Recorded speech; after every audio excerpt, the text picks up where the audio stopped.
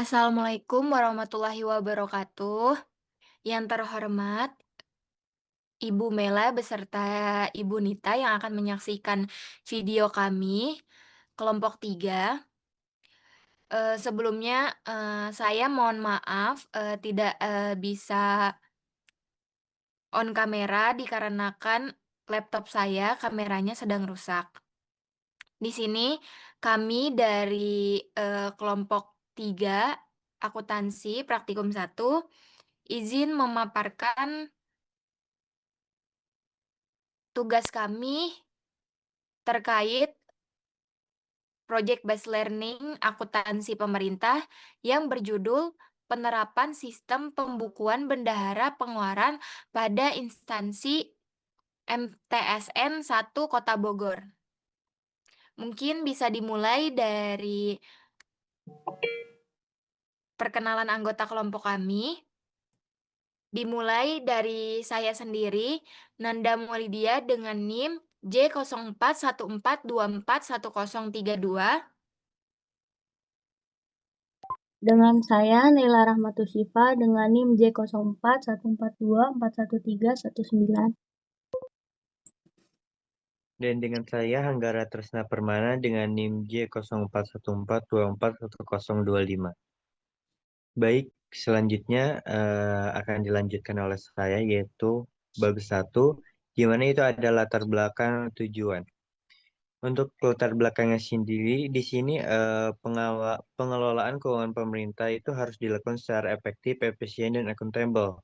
Dan dana APBN itu yang harus diterima instansi wajib dikelola sesuai ketentuan yang berlaku. Tentunya bendahara pengeluaran ini berperan dalam pengelolaan, pembukuan, dan pertanggungjawaban keuangannya. Nah, di sini MTSN 1 Kota Bogor mengelola anggaran DIPA untuk mendukung kegiatan operasional madrasah. Kemudian setiap transaksi keuangannya harus dicatat dan dibukukan secara tertib untuk menjamin transparansi dan akuntabilitas. Kemudian yang tujuannya itu yang pertama adalah mengetahui jenis transaksi yang terjadi pada pengelolaan keuangan di MTS Negeri 1 Kota Bogor. Kemudian yang kedua adalah menyusun transaksi berdasarkan hasil wawancara pada MTSN 1 Kota Bogor. Dan yang terakhir yang ketiga itu membuat analisis pembukuan bendahara pengeluaran berdasarkan transaksi yang diperoleh. Selanjutnya, ada bab 2 yaitu tinjauan pustaka. Nah, yang pertama itu ada akuntansi pemerintah dan bendahara pengeluaran. Akuntansi pemerintah sendiri itu merupakan proses penyajian informasi keuangan pada entitas publik sebagai dasar pengambilan keputusan. Nah, sistem akuntansi pemerintah di Indonesia ini telah bertransformasi dari pencatatan manual menjadi sistem digital yang terintegrasi. Digitalisasi ini, sistem keuangan ini meningkatkan efektivitas, transparansi, dan akuntabilitas pengelolaan keuangan. Kemudian seluruh satuan kerja di bawah Kementerian Agama, salah satunya MTS Negeri 1 Kota Bogor ini wajib menggunakan aplikasi Sakti dalam pengelolaan keuangannya. Kemudian ada bendahara pengeluaran. Ini merupakan pejabat resmi yang bertanggung jawab penuh dalam menerima, menyimpan, membayar, dan menata usahakan, juga mempertanggungjawabkan uang negara pada satuan kerja. Nah, kemudian bekerja secara terintegrasi dengan dukungan operator atau staf keuangan melalui aplikasi sistem keuangan pemerintah yang resmi. Kemudian bendahara pengeluaran juga itu wajib mengelola buku kas umum, buku pembantu pengawasan anggaran, buku pembantu lainnya demi menjamin transparansi mutasi kas. Kemudian melakukan pengujian keabsahan tagihan secara ketat sebelum melakukan eksekusi pembayaran atau pengeluaran dana dari kas negara. Selanjutnya. Kemudian selanjutnya ada sistem pembukuan digital. Nah, sistem pembukuan digital ini yaitu seluruh transaksi operasional wajib dicatat berkala dan terdokumentasi secara daring ke dalam satu buku kas umum secara digital. Nah, yang kedua itu kebutuhan audit. Itu pemisahan sumber dana. untuk keperluan audit internal Itjen Kemenak berdasarkan bendahara harus mampu menyajikan pemisahan pembukuan BKU secara manual per program guna memastikan dana BOS dan layanan perkantoran tidak tumpang tindih atau mudah nantinya untuk diaudit. Yang ketiga adalah mekanisme uang persediaan UP atau GUP, di mana ini digunakan untuk operasional sehari-hari yang mendesak dan bernilai kecil, misalkan alat alat tulis dan konsumsi lainnya. Kemudian ada pembukuan wajib melibatkan vendor resmi yang terdaftar di KPPN yang terekam setelah SP2D terbit. Kemudian ada mekanisme langsung LS, yaitu di mana pembayaran ini biasanya digunakan untuk pembayaran skala besar atau rutin yang ditransfer langsung dari kas negara ke penerima. Kemudian dibagi menjadi dua, yaitu ada LS pihak ketiga vendor, yaitu untuk belanja modal besar seperti renovasi gedung, pengadaan aset tetap. Kemudian ada LS Bendahara, itu untuk menyalurkan hak personal pegawai seperti honor, GTT atau PTT, outsourcing, dan tim pengelolaan keuangan. Dilanjutkan oleh saya di bab 3. Di bab 3 ini berisi tempat dan waktu penelitian yang dimana lokasinya itu di Madrasah Sanawiyah Negeri MTSN 1 Bogor atau Satuan Kerja Satker di bawah naungan langsung Kementerian Agama Republik Indonesia. Alamatnya itu di Jalan Ahmad Sobana nomor 3 Tegal Gundil di Bogor Utara. Waktu pelaksanaannya, waktu itu kami di tanggal 6 Mei 2026, tepatnya hari Rabu. Nah, jadi jenis dan pendekatan penelitiannya, untuk pendekatan deskriptif di mana penelitian ini bertujuan untuk memperoleh gambaran jelas mengenai alur pembukuan bendahara pengeluaran serta menggambarkan mengenai profil juga kegiatan yang dilakukan oleh Madrasah Sanawiyah Negeri 1 Bogor. Nah, untuk datanya itu diperoleh di dalam bentuk uraian atau penjelasan, bukan angka matematis. Nah, untuk subjek dan objek penelitiannya, untuk subjeknya itu, jadi bendahara pengeluaran MTSN 1 Bogor itu atau selaku pihak yang terlibat langsung, menguasai data operasional, administrasi, serta pembukuan. Nah, untuk objek penelitiannya, yaitu sistem pencatatan dan mekanisme pembukuan yang diterapkan oleh bendahara pengeluaran MTSN 1 Bogor. Nah, untuk metode pengumpulan datanya, jadi kami di sana melakukan wawancara dan dokumentasi, di mana wawancara itu dilakukan langsung dengan pihak Bendahara Madrasah Sanawiyah Negeri 1 Bogor untuk memperoleh gambaran umum mengenai pembukuan bendahara pengeluaran yang nantinya digunakan sebagai acuan dengan dipadukan dokumentasi untuk melengkapi data atau catatan yang diperlukan dalam laporan.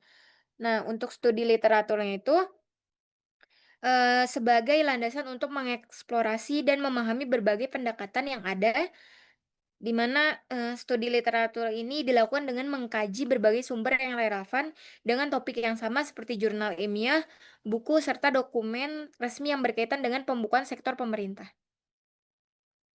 Nah, untuk bab 4, hasil dan pembahasannya, jadi objek kami itu yaitu ada sumber pendanaan di mana, Madrasah Sanawiyah Negeri MTSN 1 Kota Bogor selaku, satuan kerjanya resmi di bawah naungan Kementerian Agama Republik Indonesia, di mana sumber pendanaannya itu bersumber dari anggaran negara melalui daftar isian pelaksanaan anggaran, DIPA, dan dana bantuan operasional sekolah atau BOS. Nah, alokasi anggarannya itu digunakan untuk mendukung kegiatan pembelajaran, pemeliharaan sarana prasarana, serta operasional administrasi sekolah. Nah, untuk sistem pengelolaannya jadi, mereka itu dikelola oleh Bendahara Pengeluaran yang bertanggung jawab penuh atas pencairan dana, pembayaran, pembukuan, hingga penyusunan laporan keuangan. Nah, jadi hasil wawancara kami ini, dimulai yang pertama ada prinsip pengelolaan, mereka tuh telah memenuhi prinsip transparansi dan akuntansi pemerintah. Terus untuk digitalisasi sistemnya, mereka menggunakan aplikasi Sakti, atau terintegrasi penuh dengan Kemenq dan KPPN, di mana sejak pandemi COVID-19 sebagai pengganti sistem SAS. Nah, untuk mekanisme pembayarannya itu mereka non tunai atau LS yang mendominasi sebagai besar transaksi besar atau rutin. Lalu ada untuk uang persediaannya atau UP, mereka itu terbatas untuk operasional kecil seperti alat tulis kantor. Nah, selanjutnya ada kepatuhan regulasi yaitu, pembukuan buku kas umum BKU dan buku pembantu telah sesuai dengan PMK No. 190, PMK nomor 5 2012. Nah, untuk urgensi pemisahan buku, yaitu pemisahan BKU dan buku pembantu sangat krusial untuk mempermudah proses audit dan pertanggungjawaban. Selanjutnya ada aksesibilitas data penelitian. Mahasiswa diizinkan melihat transaksi bulan Januari untuk kebutuhan akademik, di mana, rincian DIPA-nya itu tetap bersifat rahasia. Nah, pembahasannya,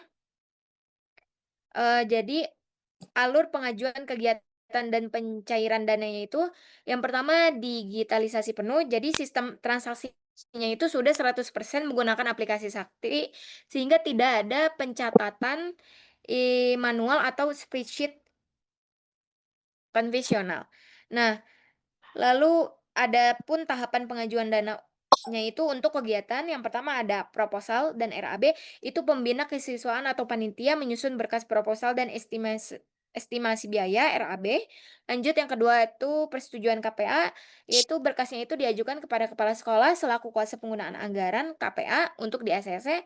Yang ketiga persetujuan PPK, yaitu dokumen yang di ACC diteruskan ke kepala tata usaha selaku pejabat membuat komitmen PPK untuk divalidasi ketersediaan dananya.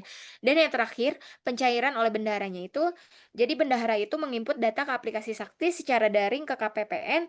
Nah, setelah dana cair, dana langsung diambil tunai atau ditransfer ke pelaksana atau menerapkan prinsip sistem langsung nihil atau uang tidak mengendap lama di bank. Nah, untuk buku kas umum BKU dan urgensi pemisahan dana BOS, jadi yang pertama itu ada otomatisasi BKU. Jadi seluruh pencatatan harian itu udah otomatis terekam ke dalam BKU konsolidasi di aplikasi Sakti setelah SP2D terbit dari KPPN. Nah, yang kedua kebutuhan audit Itjen Kemenag. Jadi bendahara itu wajib memisahkan draft laporan BKU menjadi 2 instrumen. Laporan pembantu terpisah secara mandiri. Yang pertama ada buku pembantu program dana BOS, yang kedua itu buku pembantu dana layanan perkantoran DIPA reguler. Nah, tujuan pemisahannya itu untuk apa? Itu tuh jadi mempermudah tim auditor menguji kepatuhan, melacak ketepatan sasaran belanja, dan mencegah terjadinya tumpang tindih anggaran atau double funding. Nah, selanjutnya ada mekanisme uang persediaan, UP, dan integrasi aplikasi BMN. Nah, jadi fungsi UP-nya itu, digunakan untuk membiayai kebutuhan rutin taktis sehari-hari yang bernilai kecil seperti alat tulis kantor dan konsumsi. Nah, jadi transaksi UP juga wajib bermitra dengan pihak ketiga atau vendor yang sah, yang rekening banknya itu sudah terdaftar di database KPPN pusat. Selanjutnya ada sistem hubungan itu saling mengikat atau interlooping. Saat bendahara mengklaim kwitansi belanja ATK di Sakti, nah draft nominal dan jenis barangnya itu udah otomatis terintegrasi ke komputer petugas aplikasi BMN atau barang milik negara dan persediaan. Nah, petugas logistik juga dapat mencatat masuknya barang secara real time tanpa perlu input ulang data fisik. Jadi itu tuh meminimalisasi risiko manipulasi kuantitas barang. Selanjutnya regularisasi penguncian batas anggaran dan kebijakan minus akun gaji PNS. Jadi sistem Sakti itu menerapkan penguncian otomatis atau hard blocking system untuk pos belanja barang operasional. Jika saldo tidak mencukupi itu sistemnya itu akan menolak transaksi secara sepihak dengan notifikasi saldo tidak mencukupi.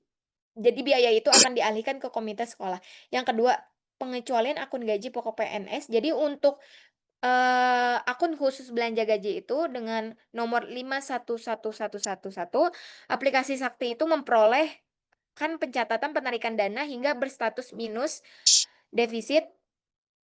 Hal ini demi menjamin hak finansial PNS yang dinamis, misalnya itu kayak kasus kenaikan pangkat mendadak atau penyesuaian masa kerja.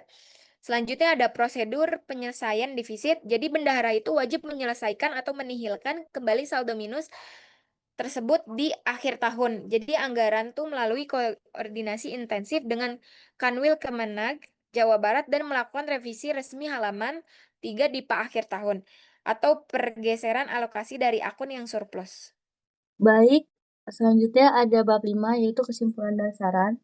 Jadi kesimpulannya ini pengelola keuangan MTSN 1 Kota Bogor ini mencakup berbagai transaksi belanja negara, yaitu belanja pegawai, barang operasional, jasa langganan, perjalanan dinas, hingga belanja modal yang bersumber dari dana BOS dan DIPA reguler. Lalu seluruh transaksi ini disusun dan dicatat secara tertib melalui aplikasi Sakti ke dalam buku kas umum atau BKU yang terkonsolidasi yang terintegrasi langsung dengan KPPN. Lalu menerapkan penguncian otomatis atau hard blocking untuk mencegah pengeluaran melebihi pagu. Dengan pengecualian hanya ada pada akun gaji PNS yang diizinkan minus di tengah tahun dan wajib dinihilkan melalui revisi halaman 3 DIPA pada akhir tahun.